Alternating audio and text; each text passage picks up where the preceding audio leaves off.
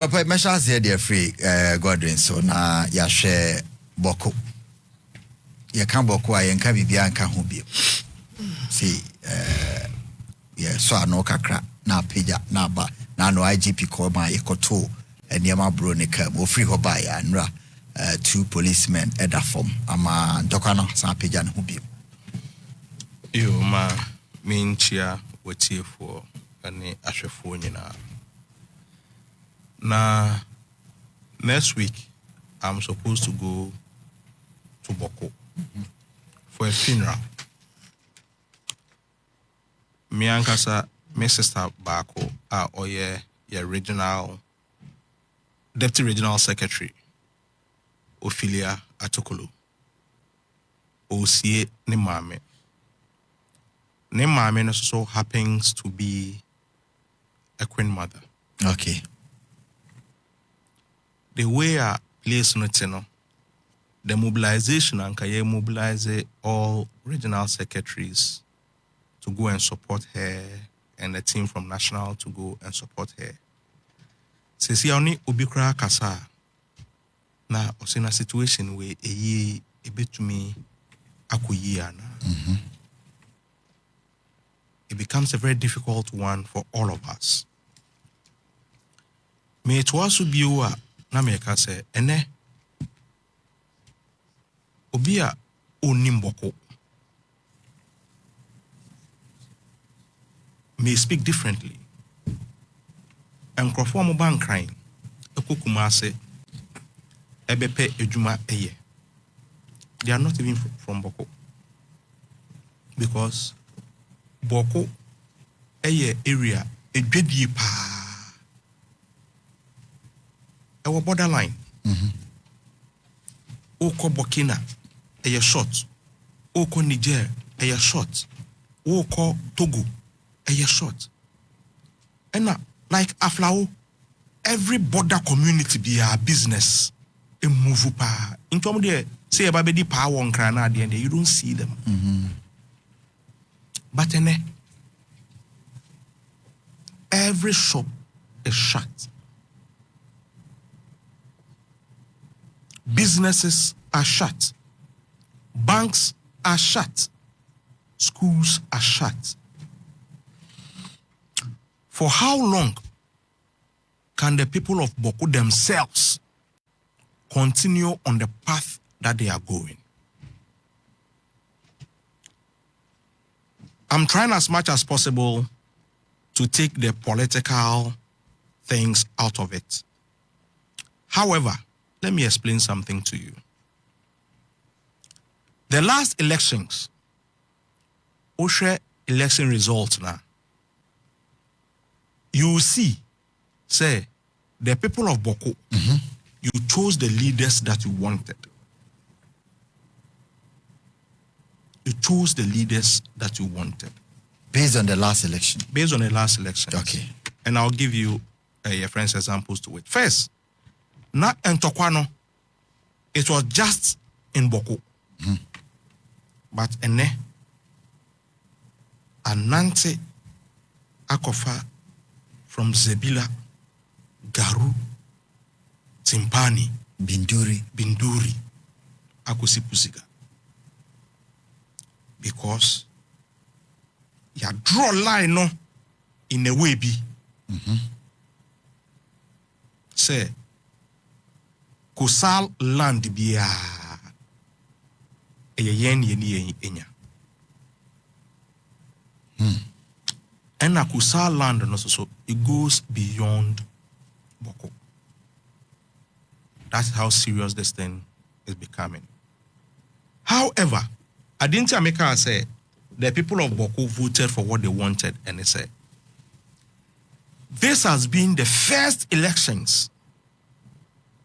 Kanyaba. Our polling stations in Bawku are MPP nya 0. First, yes, NDC will always win in most of the polling stations in Upper West. Upper East. We win. The last, before these elections, it was 15/15.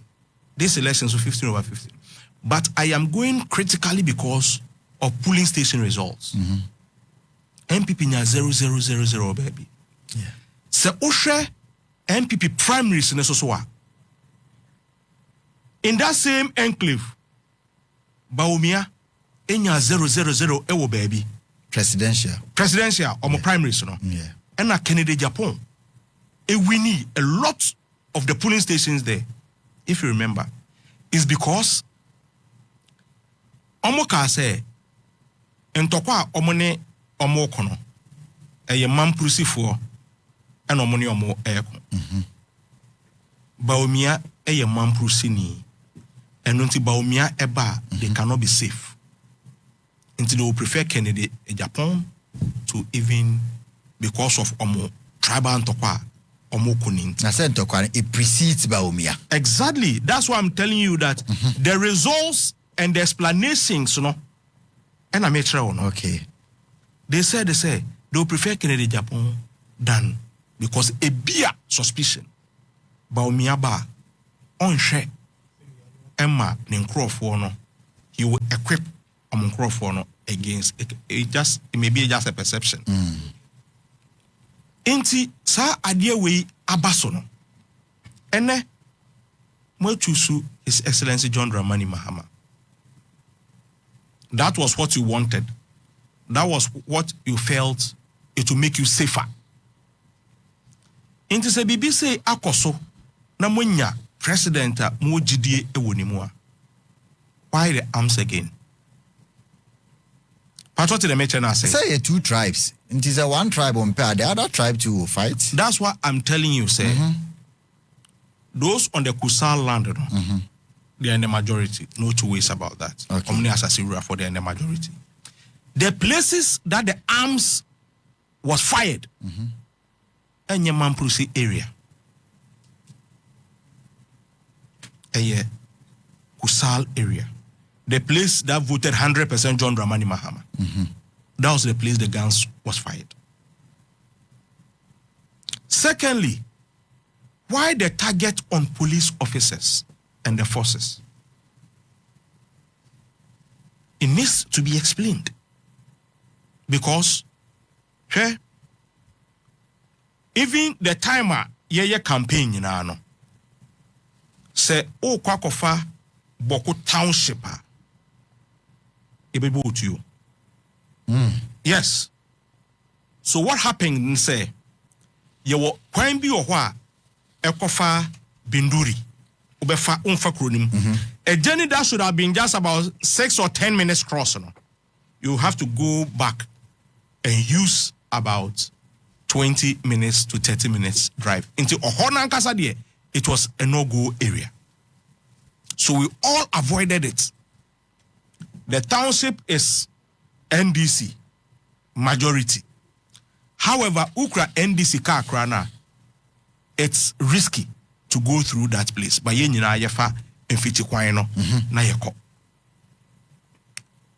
But yebesre, whatever the situation is, and you see, there's another thing too, because Ntokwa abana otwi munyina no, enye mamprusi ena kusasi Ntokwa o. This is a siano. Enye mamprusi ena kusasi Ntokwa. Eno ye den. Eye timemufo any police for 2 buildings have been destroyed. MPF no enye MPF a otimo eye ni fia odiama police for a omutim. Part what you say into the target wasn't the MP eye police for no mtifie ho no na Mahama arrogance for ni fie no odiama police for but say the ladi sufie oma ko shoot no. Then when was that? Oh, because just Saturday. Yes, Saturday. Okay, then the crowd say. So she I heard she passed through Togo. Yes, also yes. And then let me just say, Pusigano. You cannot come through the easy route of Northern region. You have to go to Togo and come. That is the only route they are all using now. Because Kroon Mankasa they offer her there. Into for Ladi Ayamba. Fear so I'm hearing it for the first. I heard she was in the bedroom, was sitting room.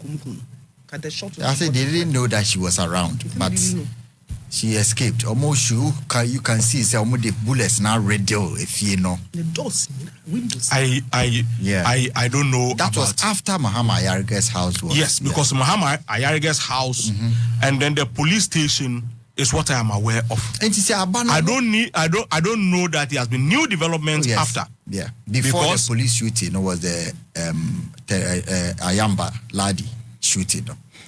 And also make us say first no. Na Ntokwa ewo Bawku enclave. But this is how a trendy echo.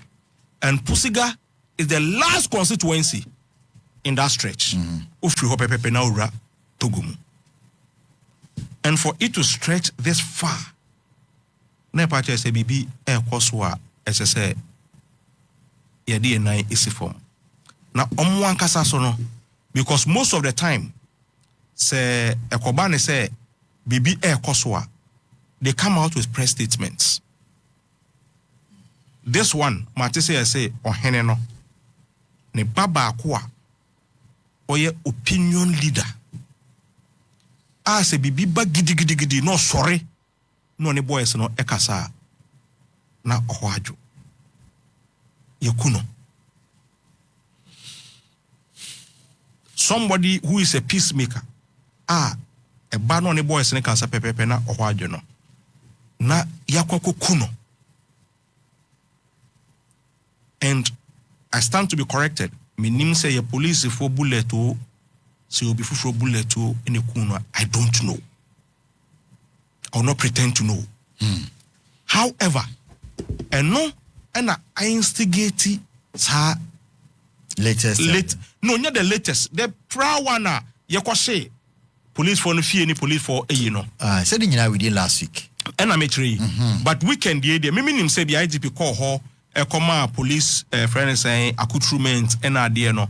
Nanka de we cry ebeba from. I never heard cry say weekend say assign so sorry bio. And for this thing that happened in Bawku, na Pusiga MPFA yasan so akotutu etrio ewo hono. I don't know how widespread this is going to happen. Right. To me the manu besi amia. Enti said na wo kan say mato abai amopedia na ne de ebiem Ellen Bawku again Bosumini na mete ha menewo yes ne Odike ne abrante baako bi na sa abrante no fri ho ofri Bawku kaya okan so yes Heya ne etnaye na me kan say bibu Bawku for baby. Say when two brothers fight, strangers inherit their property. Say nuanum mienu edi ntokwa girim ne ye patamu na mantia ahoho e na fam niema. When you say ye program no mukotwa asa angle na me kan say omobeko na afei aban sa agene na obi abre omo ne ye gya omo.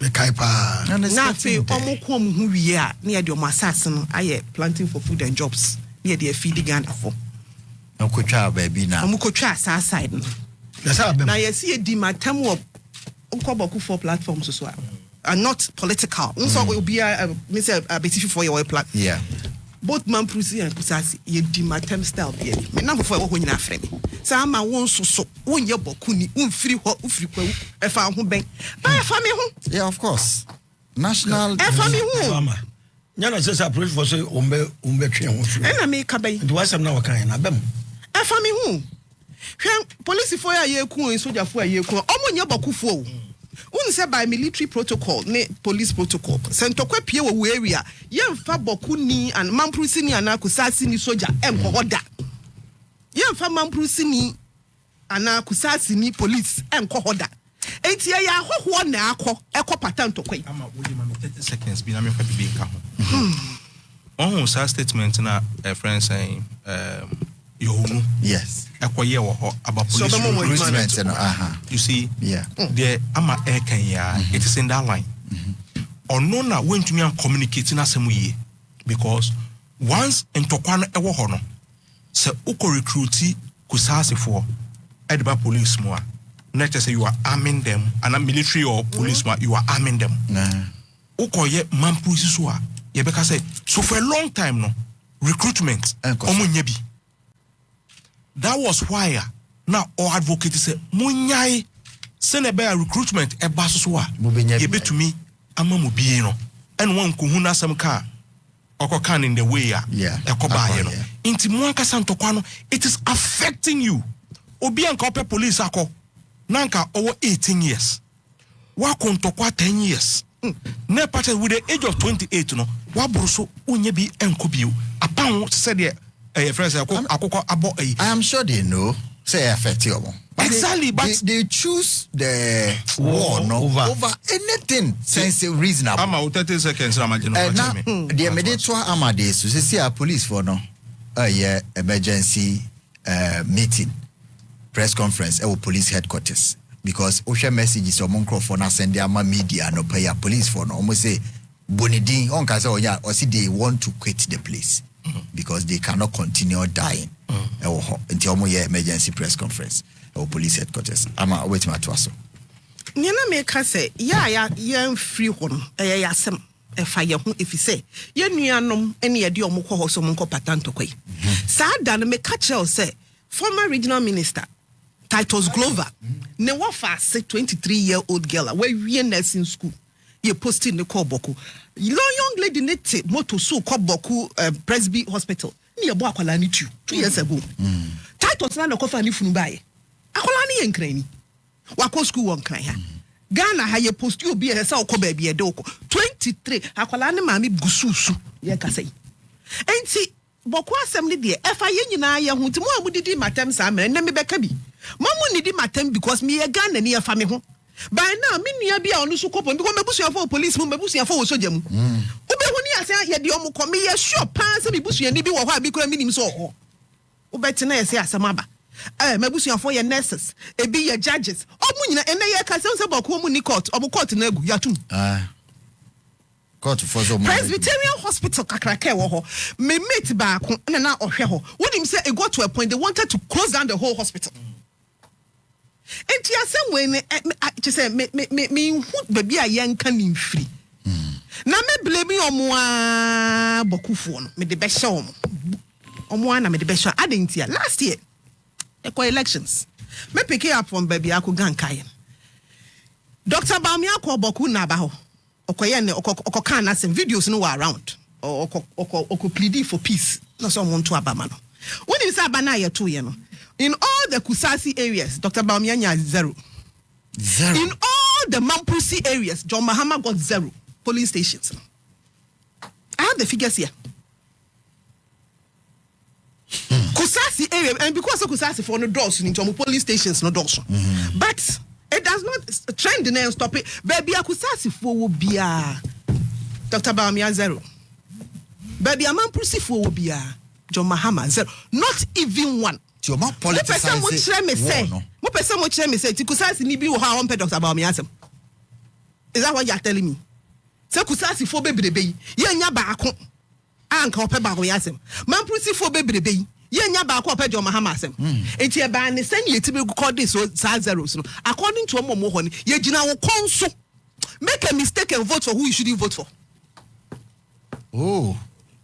I do. Na nya san ka kire me how come? Ube so chese na mi busal Mampusi for bi wo hobo mpe Mahama asem. The whole nipa na what police station NDC ni ho.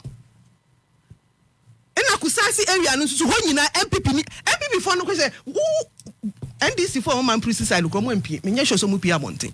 Sada no. On see police station ho. MPP for Kusasi side onko. If you say you gina ho hwe, wo de opa your mistake. That is how you politicize it. Omu MPs, those areas near MPP MPs, when you saw me in a lose ye. Bako kra ni obiam. 15 over 15, yeah, 15 constituencies. Yeah, 0. because you are politicizing. Me say me blame President Mahama during his elections. In some more cocky can wo ho. To me be na no say when NDC is in power, Bawku is at peace. Yen nim say nyampa. Whether NDC is in power or MPP is in power, ebo mu dom so mbeko emfa huni ni power. So yen President Mahama ko kan sa asem no. So muntu abama no the peace beba. Current in Tokyo mu gina mu amukun. As he said, anya man prusi ni kusasi for na ekun. Enyo mu ne kofa ntokwa ne ba you. Omo feel say promises bi amoye ma omo no, they haven't fulfilled it. Oh, really? Me, that is what I think. Oh, yeah, call elections. Tisania akugan kain ebi anto aba ma ba omia because omo feel say ba omia be president ebi ano akwa amen nkrofo. E na wo de wo say wo ba wo betia ma omu peace. Wo ba ye peace see ye hu so. It is even worse. And I said, you want too many police force and soldier force. Maybe obisa me abra. At this point, police administration, mumpa police phone in amara. Ni declare Bawku area na war zone. Na feyen sandi and soldier for no monko. Because Emrante ni maba wano, ni esi mutrimuno. Na weekend you take some of them and some more can walk. When is your monk come casano? Mamprofisi for kasa e kan say mamproli ho ana kusang omo kachi na ye nyina ayati meaning say message no pese ye nyina ayete Ghana fo nyina asam no omo kan na wahu ma besi agirem e ka say ye nyi police fo ni free ho na nka omo ni mamprosi fo nya ye nyi be hu ade wo ho. It's all over social media. E dey na asi na nka ntokwa de e be kra nka ma no po ene ye kura fi say ma ni gyirem a job na start you. Tell me can manage them. Man in a finance. In a man in a year kum crofo. Weekend ya brantie ya before police for the eban. Unso mu ku brantie bi. And some the social media. Yes. Sunday anopa.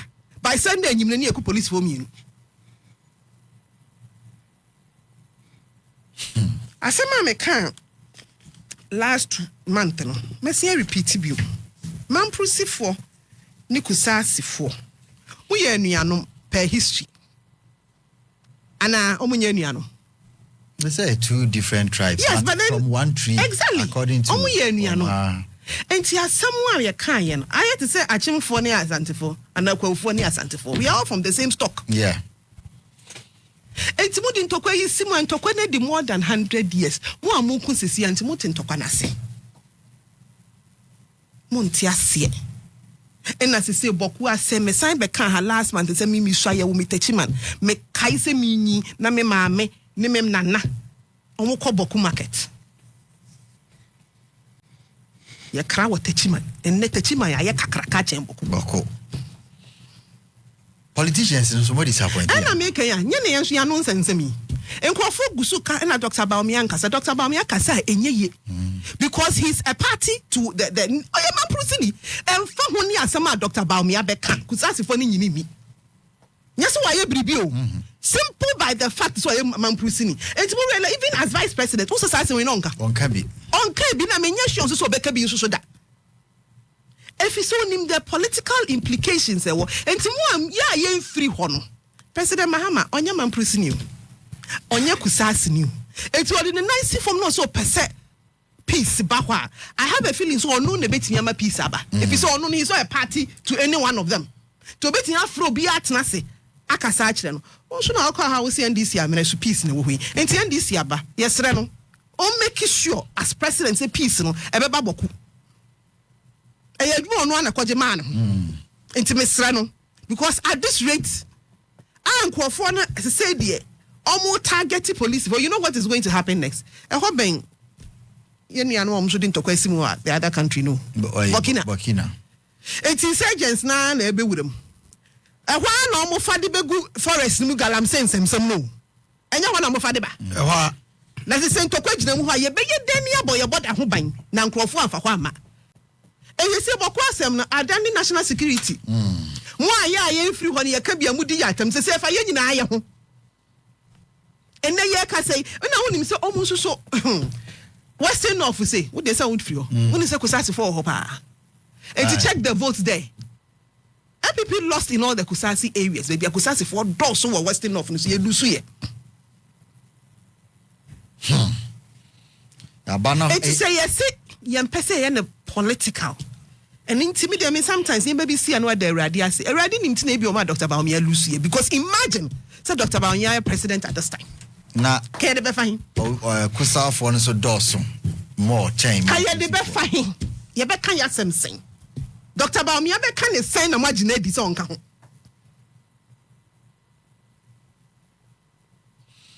Anyway, you see a train asante hene na peace talks na or initiate and what was. I'm asante hene aye adwuma no. I know say another matter. Nipa na wonu omo kwa asem no. Omo nyo omo adin so meja ntokwa na ye di Jesus Christ kura ba ko fere Muhammad so omra enye. Ama me fear necessary obi aba ho na omo tuni tu. Anu ni asem IGP cut you. Mama Sanji 30 seconds bio. In fact, on the Asante Hene angle, no. Thankfully, when the president, His Excellency John Dramani Mahama, said the committee and a Juma Asante Hene Edano, it is the same committee and a betua Ejumano Sodia. Okay. First of all, na Northern regions also no. That one crisis, no. It was the same thing. They all agreed. Say Asante Hene. Very successful. The same team, and also Omoye man and I said Bawku crisis. The same thing, and Omoye sa will thankfully Asante Hene abebe Ghana. Inti yenhwesi na hyehyɛ no ebesi afa akɔ na yetu ase. Good. The needed respect I was say the man no dey na obi se wode Ellen adwen because police for na eku omo no ba ko efri ni krum elembele oye known and okoho enti enye omo police for na omo fifiri ama krofo froso nti obi a timi kan police grade e untumi migration officer omo ko no morte omo shoot no motorbike echi no ono so free akra ha ni nua mokosu wo ho a yesi e de ne ko so onko omo se man nko and o si no obekwa ko restore peace. Migration officer, master's degree holder, young guy, Obuko Shutu Nekuna 2 years ago. And he also, I'm a student of Bawku since last year, November, when we vacated, we are still home. Odike. Yo, Bawku. My initiative for Omaji Brania phone na yena mwase se mama ya kwenya se menimi nuanom ye pense ne mechia Francis Sofo mechia chief ena mesachia me aminua kwabra hinkru ade atonani na mesa kan si sudua se demonstration na ba be no 28 against Galamsey no koso ye bodawuru se ira mama mfa ne honyim no media ni mbe fe pass okuta placard say enough of Galamsey is enough. Ye frɛ oman bapa bia ye be the invitation wa koma President Mahama. Okay. So omna media ni mu na ye nyina ye ntu ase na Bawku sensemu bekom kra no na nkrofo bi hya wa o ye Galamsey di ska no ekɔ Bawku mum di tuo ene saa ne oma no nti oman bia onyame acha wagudie no so we Sudan, we Democratic Republic of Congo, we Angola, South Africa, bebia agudie papa wo bia no colonial masters na yo madwo so me ho ntoye ye timi kra de scanner enjoy ye ne aye ho eti Bawku ntokwa insurgency ebebam say foreigners dey ho bagim no say anya careful abrofo ankasa ebebma nipa wo be fuele ntokwa na ma sebe ya asumdwe kra magana le kodum pempenso bia ye menras na emom colonize ye no omanya akwanya o betim dia sesa akom krom now politically men kwa madwene dia MPP NDC o the next election moma emfa esemni bia ni party mi enu ani ya butrepa enya tribal politics nye but ideally, because sorry that one crisis, mampenye kufo, any year routine for Kambomu, a call form says, you know, a call we pray to NDC, no, we are prayer to MPP, the same for now na prepare a total party women no eso me gidi ye say non not na bia be the president the next election e benya permanent solution me hu say tokwa no be sori bia no either say esemni vice and say esemni president and tokwa no e mani mu so transnational free we free 1992 ba ebra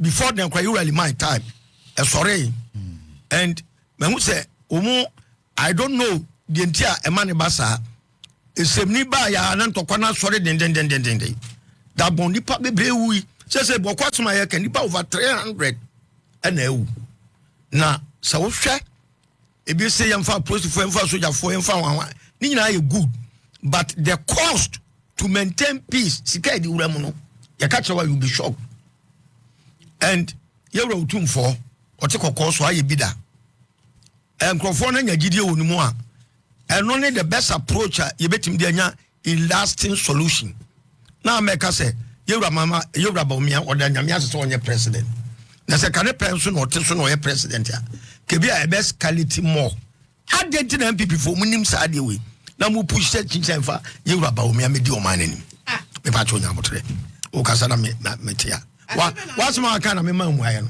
wasema o ka wo se ye danyamia se yewra bawumia enye president se ka wo president at this time na me kan me ba atokwa so nyam try enti ba ko asem nti ba me di president me ba how na wo sama kan nti ne ye me se be na wo se ye na nyamia se ba omia enya president no kire say enye ono na ekoso ntokwa no onye mpu na ekoso nkaye ono anke de be hye no e kire say oye vice president dia no ye fa ho oye vice president ka de no onye mfa ho na wo bia de o mani nyama the sovereignty of the nation amount me pacho na botre make point na wo make na me hu ba bia me the person me can say once you raba omia ho bom ne ho bom say oh wa wo si onya 000 wo other police Mahama so nya 000 ana me kan say nordness wo yem kwa Mahama take nordness slot awie e be de ben wan say after Mahama be say nord na aba Ghana form pre Ghana for ben me pacho nya botre wo kasara metia wo de din na ye pomani yie ama boko asumdua aba ho boko ye food basket of Ghana do you know say Bolgatanga ona ne ye voter corn beef Bolgatanga meat factory and feed the whole country and when you na boy because you person be the president inti dabi eguyansa na obi me ba masa nya botre wo de twen the omni say sa nyoma na ya lusu ni na ya pese ya sign a resuscitate those industries because na boy ya voter come beef ni enya etc na maye and then ni na market aboso and we want to have revive our defunct industries masa ye ni abre boku fo ye nwan no ya entokwa no e wo mse oboko ene ne enclaves but wo mko fo be bre so wo south ha say anwe ya ho sadness no so de wo mu jima wo ma migrate to the south be kra o galamsey site no ebe ye bloody because we braba ha woman access to weapons, woman access to cash, woman access to galamsey process. And that's something to can to be sa no. Eti ohene o te kokko so na me so na sorry. Da bon dia ba mo ni yewra ko form na e solve problem no. We are bay ya fro say why e bida. Wa nim to ne du gina tro no ano. Me nkoma dwene a enka wo sa fa ne lasting solution no asantima confederacy na ye ya ene ama asantima mu chieftaincy akofom no ada ne yen stand to other regions say be a voter regional confederacy na omu nyina omu chief oda wo no na bono for we dey so that all the minor chiefs no will come under the umbrella of the friends the regional anchor because Sausha and Toka sorry so chieftaincy more chieftaincy as an institution we must develop it in such a way say yeah develop the best succession plan I documented we need it as a nation the best succession planner documented say gateway and they recognize you say omuni get to na recognize omu edi akonya wa ha ye then every gate no say your friend saying we dia no we be we dia no we be they are documented aho na ko fa saa future in ma me say o te kokko so ba asomdwe be ba ho if you say oma wa ye bida na fe approach for no I say one person move free hoba no abusuafo move free hoba de ase awu do ayadin modwa no ya president say mujia kwa hojeje wan Ghana ya president say motuana be bond kra je say be muji scansa ya president say obi be trolling statement na mu intimidate no aha ne process adwuma no be bia ne fa kese wo mu ne asojafo because asojafo de Umaduma kase pa ne say omu protected the country from external aggression. Say externally, edipa free other countries, edi enwo bejim. But na dan Boko Haram. Say ya so ne shase. Say ya so ne shase. Na so am no kama so ho daeda. Asem ya ti studio eken, ma so ho daeda. If care is not taken, dan Boko Haram, do you know what they do? More sorry the man ba say we don't need religious groups. No di tu aguni paso ni ekum. E ma ntimi nko abonten. E ma na for man no I sebio etukotena man agija. Na de ye bia pa wo sade we mu say ye pe kwan na ya revival ya agricultural sector no. And sa enclave no I can declare Memento will declare the 3 northern regions as the food basket of the nation, and by extension West Africa. At some point in time, near Diamu or North at the year export ko Angola, any other nations. Ye dime bika. The same land size no, but ye didn't talk no. Ye didn't talk prevent the core mandate to make me serve the whole West Africa area. Ye didn't talk no. And so share Ghana maybe a twam mekai alavanyo ne nkonya now more similar issues na state transport cry the call afla eho yitwamu anede enei onyame aboama asumdua aba ho say Ghana a problem ye economical ye problem kese e galamsey ena boku issue ya ababetowe se we sane ma miensa we friwa Ghana for asumdue kese pa okay eti asumdue na ye wono yewra mama we nyina na unim bokontokwa no na wo ho na unim enso unim menua oye campaign ento abama no me solve problem yes onyame aya dom ye de akonwa ma na mum I steps a what take mani age won say wo se yewra utumfo a wo mu ede dabon conflict no solution by no woman sanye ho adwuma waya ade onipa waya ade because etuo ni asojafo akona entintam a imminent chief king of Ghana ekwa ebefa na uhwe the last election politicians etimi the ballot papers and the ballot box ekwa war torn zone ekwa give vote said na menu eka so mutumi emmanuva mu we the ballot papers and the ballot box every fan to kwanachi because some person be the president had the kwa give vote after the muji vote nu we ya one leave the people to their fate say wo mu kon ameni pa over 300 ewu ba mu pe vote the mutumi the ballot box ko now the honors is from Mahama and MPP for wo mu ko organize election or say today we are calling on you guys say a crime of so the ballot box ko ho no mo fa sa kwa na so ntokwa no vote the munim jepa okay but when it comes to the welfare of the people there no my say my say ostrich no yeah me wie kura no o time na so me wie kura no 30 seconds for sima assembly are very dicey and the mo call other platforms obi anya careful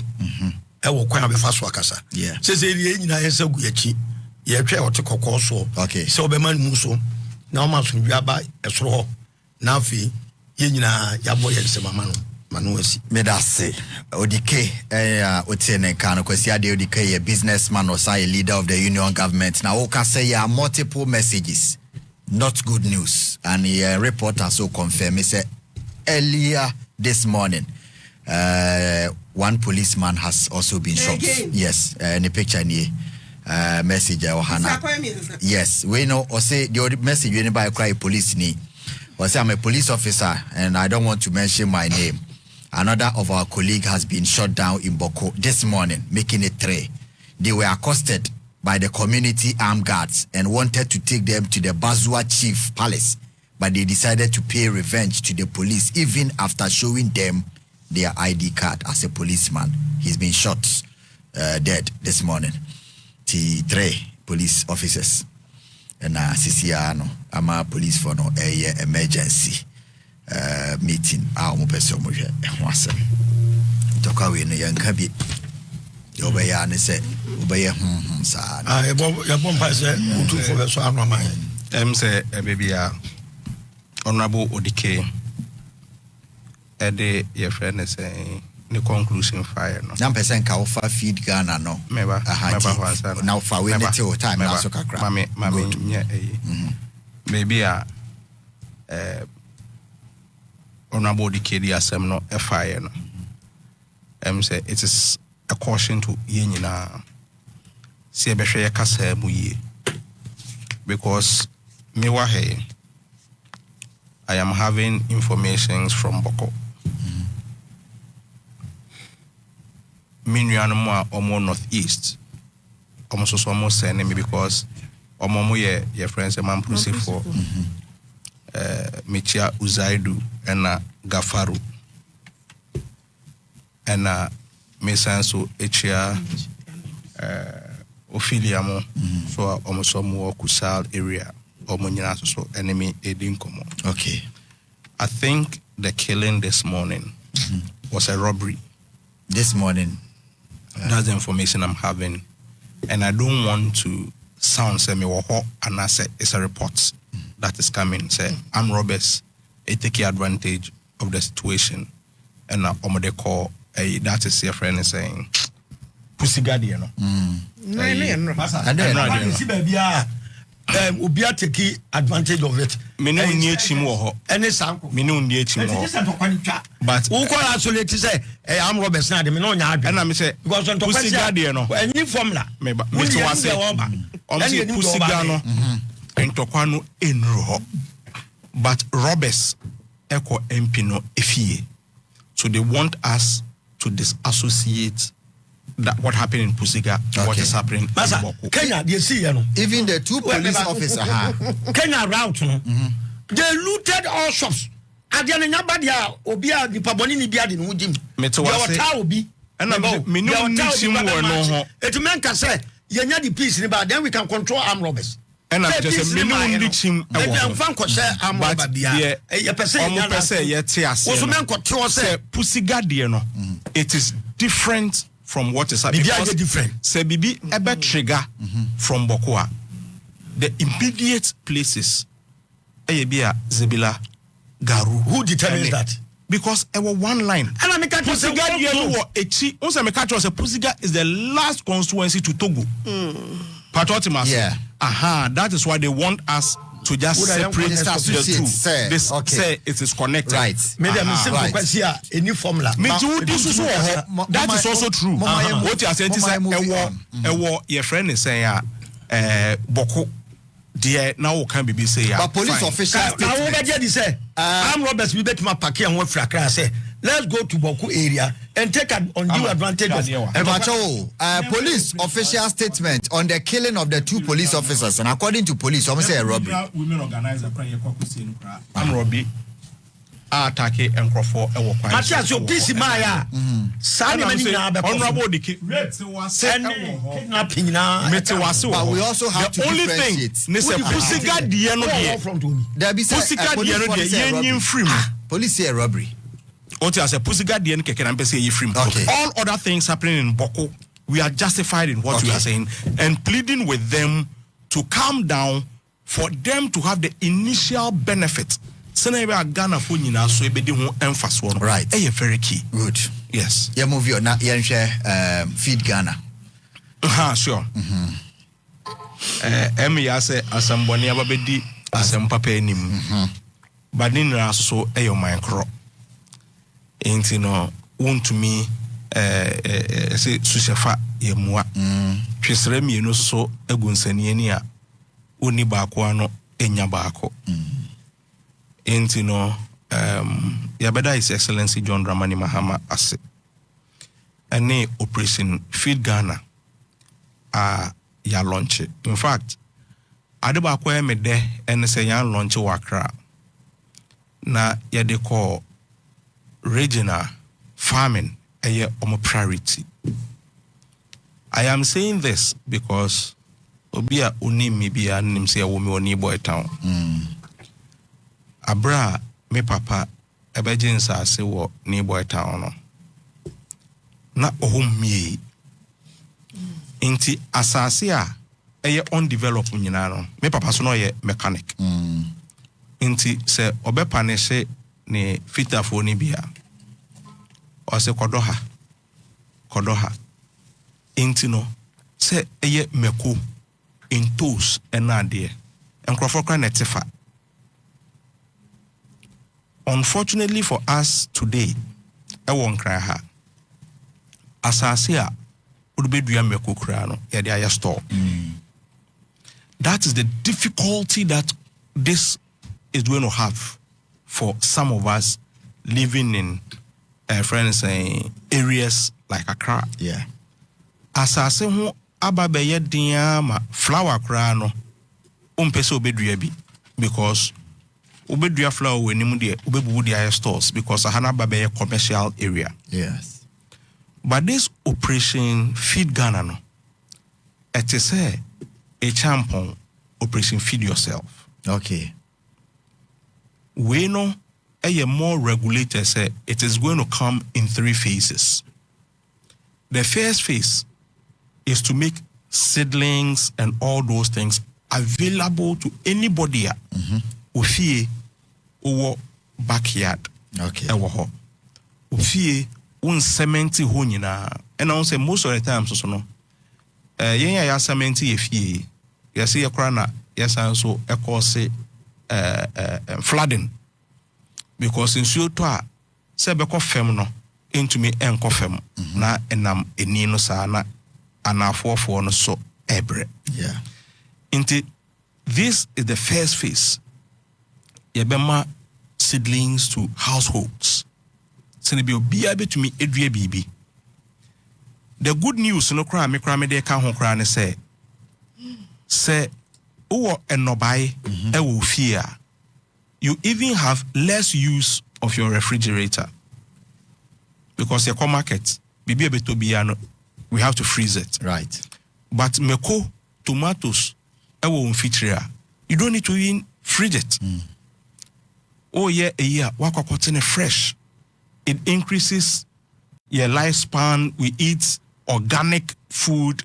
We eat fresh food amongst others. Okay. The second phase no so no ebeye institutions almost so no ye babe boa wonom say ye schools tama ye nam friend is saying your schools near school farms and all those and then nyina enho because enkoraboni ye create me call friends school farm near akoko wi Nkoko ene ade but at least bringing it back no so no it will also help the schools asase around it to also get produce to even feed the school children rather than buying everything. Yeah. We no so free the next phase no ebeye the processing side. Say nebeye say ene Odike etumi on his own or 5 acres. Ama on her own 10 acres. Oh, 20 acres, me 2 acre, and there. You can't use all. Now, you to me agadasa and yemenina for production. Okay. The good news, they say, it helps stops food inflation. The rate at which yakra and yema every amanoneba. the rate at which yes $1 edeko amanone eko kra enema ebano eno so eso bete sena ebeya wodi enyuma pano anase wodi nuane pano so no na wo san so aye savings for your family, savings for the nation. So this is an initiative. Okay. And you see, one thing to not being partisan or political, so no, the campaign, Nkoko Nketenkete. I never knew. Maybe a MPP for say they were teasing us any ideas and us bisa. But if I tell you personally, Nkoko my friend, I catch him say Nkoko Nketenkete no esha say ya. Me wo half acre bi e wo ha. Me tuma ye nkoko bu nti me hia feed ene nkoko chick na maye no. I'm telling you say I'm even tempted because obi say me papa poultry farm and no yeah all this is life. Okay. And no they share ye. Inti this is something I want to engage in. Inti me kra no minya baby ni esha say I would even want to venture into that. Good. And if we are able to do that, me nko market se me kwakoto akokofunu ana me kwakope ebi. In fact, market kono kra ne bia me de be ko market akwakoton bi. Good. Feed Ghana. Ama na say not just planting for food and jobs in the lifespan abai we no. President launch Feed Ghana e wo techimana who say akon achechim say the program is it here. Feed Ghana ye den Nkoko Nketenkete ana nema kai ka. Bibia seedlings what from a buy position na bibia biwom. Planting for food and jobs in the assistant in ya friend Feed Ghana. Almost we a comprehensive robust. The same thing. Okay. Because the same Ministry of Agric and meboa. Ni assistant woman say minister ya assistant no. Apart from ministers I assistant mo. Technical directors and your one more. Yeah. Assistant be and omo buy omo de omo sack na kosi agric technical directors. So omo fan kosi omo intermediate at this point is the same old na omo ye. Me the say if I were them near planting for food processes are your firm, the experiences are ye no. Omo continue from that. Eduane work off from me am eboa me. Me catch you say me ko dwuma anra me ko dwum tie me ya. Me wo mrantie mienu. Me ye mama mienu. Omo adu age na nkwala didi ti se ne Susuka. Omutiri ni hodo. Ansa na minua ma de ba ko and ho ne ababa wa kitu abi nkwala nan meti nkwala nan. Kada also. Na bra me si dwomu a every week man spend the anya 3,000. Provisions in mayo. Meka body, meka bagire, meka foodstuffs. Yeah. And he said, Nyame ya adom. Nani ya muye, mutimi ye ne body be boot senia. Oh, papa ya ujira ye primary school. A free year time was a body ba ye ma ye tobi. Money bua. Say ye into subu, jene bu and Nkoko bua. Me say ye mami. Ain't ye any it's a good thing. Omonye. How much cancel crap one can be me? Me say na Nkoko Nketenkete policy na me twa mo pa. Nti we almost see afa ye implementation. Ideas need dey ho na implementation. One nkomo no. Yeah. Planting for food and job one lesson. Me de misua ye. Ene say ye referee ye. Okay. So be can say ye the fertilizer no two donkeys so and the cross border.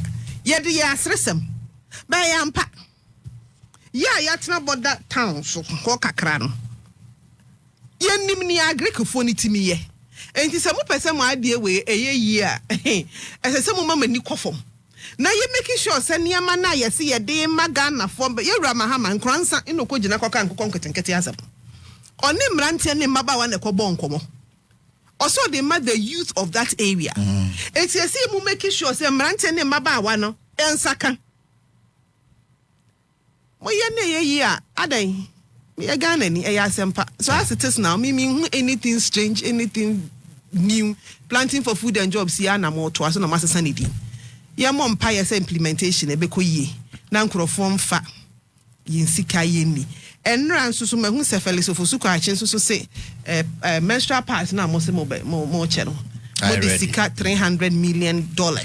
and a beche menstrual $300 million ye di si part factory okurum henye ana omu besi factory 300 million there so go and check tell me media e be 3 enti omu ma ye de ni nyina e be kra pad afri abrochire ana enti sa ho nkomo no nso ma ye money ye hwe nie e be me won wase be kurukuru $300 million akoto pad afri abrochire ye ntimi nsi pad what god is saying sanitary pad factory wa ha eno be ye cheaper amayen bo we amkofa abai I be on the waiver taxes or no so ya de ba kwa no so mani wo hopa me pese me hwe enti me say NDC for policies pad de na hu hia me because me menti ase ni enti am pese mo top pad man crofo ma ba mo so mo be ye asempa mo to ne sen ye be produce mo am kokra ba say ho ne ye hwan kra na be da no ana no so another agency for 300 million cedis so 300 million cedis is factory ana in factory oh is a factory kra mo ye sanitary pad yeah they produce am kra de at least e be finesse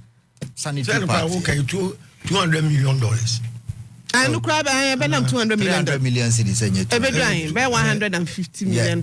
Oh be 60-70 million dollars. And $60-70 million in factory.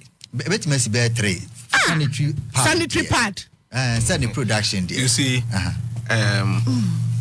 we don't need to assume the cost of production. But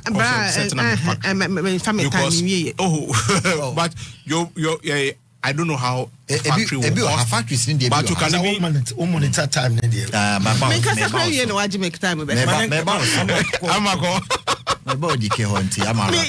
Explanation on the cost of production. Now the car say oh yeah one district one factory. Mama busa in cost of production. Mo say why ya na? And no question you busa. Won't me mama can change say the $60 million. Kwa top part. Abrega na konkwala. Enti na mi busa no. Ye factory no wo ha. Na nkrofo anya adwuma ye. Na ye maba wana anya pad na mo kokra aba. Sana. The we not say every budget biano. 300 million will be earmarked for it. So NDC budget biano $300 million will be earmarked. And $300 million. $300 million will be earmarked for pad distribution. Now 4 years, you know. 4 times 300 times 4. And Mahama 1.2 billion. 1.2 billion. A great cruna kaka so be kwa. Once am adanu wa so baby. Baby, I'm a media part. I'm a abusuafo. Papa bi okuma se friend Akati Farms. Oya Nkoko over 1 million. Ne farm na gu. Dako Farms. Enkoyi. Me am madam for Topman Farms. And I relocated to Cote d'Ivoire. Topman Cote d'Ivoire. Cote d'Ivoire. Ni farm ni nyina gu. Da ko de na ewo. Ni na dia wo ba bia gu. In Fum Farms. Met ma boba kese a wo mu ko ankokɔ no ye ka bo me bet ma fidi Ghana. Agu. Obia de agu. Eti ya se ba start ebuo. Commercial ones ni na agu o. After ba start Nkoko buo 5, 10, 20. Mama man. All the commercial farms in this country, poultry farmers, boys being when you woo. Yes, yeah, the attention of command. What's about man? Yeah, the Preboa Bessi, Oquan, Preboa, no more. Say, your friend say, compound house, but more about 20 rooms. A 2-hour room. Now, Preboa Bawku, Preboa, no more. And Kukobo, Esuquan, Telachi Kukobo, the whole house. Wabra bet ma produce ama the whole West Africa. I won fidie top our hatchery. Woman na so mko trafi. Why say? Agu. Ni asa nko start ebuo. 5, 10. Oh mama, Ghana a very funny country. Oh. Anyway, me say omo ko I care tampon way. Who say this for the kuma I care tampon? Ike Champon was killed by John Rollins. And then the Ike Champon, the legacy, no more mukum, more sacrifice. Hey, NDC. Me patcho. Me say, mo founder now the party buyer. Ideology na mudi eche o de kuma Champon. NDC. Oh, please. NDC ne kuna. They say JJ Rollins. NDC ni be believe. Oh, the party is separate from. No, separate. The one and the same. No more than the same. CP before. Omo kasa so mo yede. Nkroma yes. NDC ni be Rollins. Come on. Yes, we don't shy away from that. So we don't shy away from.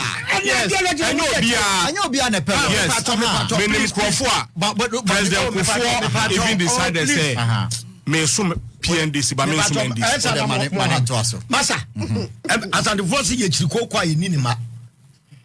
Onibana na ideology a odi aba mo se mu believe in him no. Wono na mu di na chi. Also be kuma champion o ma Ghana enya aduanimu self-sufficiency mo kunu ya ebi kwa kachampon wa hwa me corner wrongo na maami bia me ndi nkomo se papa tomato su nyina na free Burkina neba kane no na Burkina fo na be fan toast free akọ Burkina ele adane because aban yera mama me pese wo ma a clear cut policy direction. Because okay, so Ghana for are self-sufficient. Our local domestic food production. Your indicators beer. I also wa trying. Ama ye mu bi hu say we can yenya dia hu bedum na ama Ghana enya buy in. So the project say ba na say Ghana for enya the buy in na. Unko ntimi nye. I can champion there no. The whole country got the buy in. It's all right. A backyard garden, you know, castle behind it. But the idea to on Obia Ramu, no be a tomato in fear because Ghanaians got the bad thing. Say, also, reset Ghana. I could try them fairly planting for food and job, big time, or fairly portal. Sikani I go waste because sorry, I could talk or better planting for food and job. Now we are the bois and in the boy. Also is to achieve a food sufficiency and a low cost food prices. And yes, sir, if you are more quiet, cost no. A dear Mahama so debe. Now, on my own, she said, you must say, Sabani to go acquire resource Rubina. Okay. Until say, Venya, sir, policy direction. May my question, I mean, you say a political slogan. Or can be a Vienna song. Party as an American. Says you are invest over 1.2 billion. Dedikai, a debe panam ne here Ghana for almost even top part every month, and you SS you more. Part of our boy saying about 15 cities as saying, Ama 20. It will hear now. Yanya Baba say, a here Ghana 4 months to the say 20 cities a month. Omunya, and yet 20 cities a month. Nanya month no musuno. When you suit to one, baby, you should be two. My patch say 1 pack here 20 cities, but a normal month be used to be two. 40 cities for a month. Yes, sir. Yes. And you're not into a young woman umunya dumanye. Na pardon a problem on my So pardon some come school. Me bow. That's school for my bow. Oko Britain the school ni bia ma me na tomano. And your national issue because chrono they can afford it. It's here the affordability. We are keeping our people in abject poverty. In perpetuity, just say you here, Baba. Say a young woman trao. Na ya papa. I mean, what is this? I don't need to hear. Say, let's say BBI is short lived. Me pentema coalition. Me kokan BBI. A better Obama me and Kwane was kum. Na the problem no that's what Odike, what's some more? But my fake to be income. You see, and acquire Akone what your motor. Osha and Odike. Until I be up me so mommy as we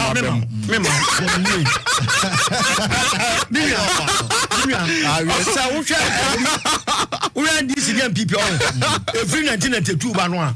One say, I dare way didn't go for you know. We about now obey or to opposition. If free John Rollins time be seen there. Okay, you to follow me. The time. Oko to adia was shop price just okobusa dollar price and san ya tone amam. Adidi mama do ye sika depreciate sa and ya kran kokko en kokko fun 400 million. 400 million mama say shameful every year. But Donald Trump will say, "Wo do mama wa buying me the 10% tariffs atom nyama mo de ba US so." Hey, That's what I can go on now. Also 100% eton Nkoko efunu ba Ghana haro. Because Nkoko do not have US never.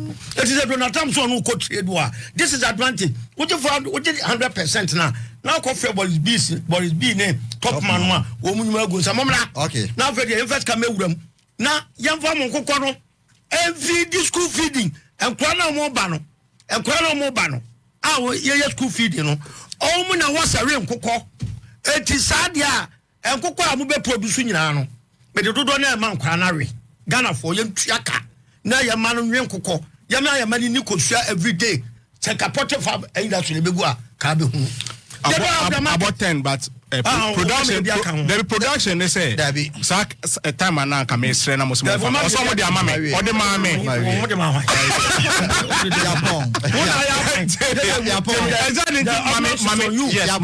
mami too solution betimi de ama brilliant feeding Ghana program na abaso brilliant e shebi botom brilliant o me hume na omunya adwa na ya to ba ma mu a obi nya na ba mu o se ni fi no me so obeti na fa so me nam ho obeti no Odike program so mu ya Odike me say this week mema on friends president Asia there be agreed minister okay this week me say no me kra ma kwa appointment be si no mu fi me me say me ya ma o dey me say me ya ma me ka ta da ho me say me ya ma me see this week be yamao mobile election na mo kekansem ye to ba ma arrogance afi 10 minutes 5 minutes na you see 1 minute oh ye wo enema bi ho a ye de so bibia no enemanimu ye okay so o hwe ade a every school feeding e ba ya ohia sema wo kan it is the main thing but at least school feeding e sha ase no ama enkwada no the rate at which omuko school no I increase it. Okay. Survey so to essay pad ankwada enya no. It disadvantages the girls. Yeah. Me no ya adwene me and American can say minim the cost of the machinery and the production and all that.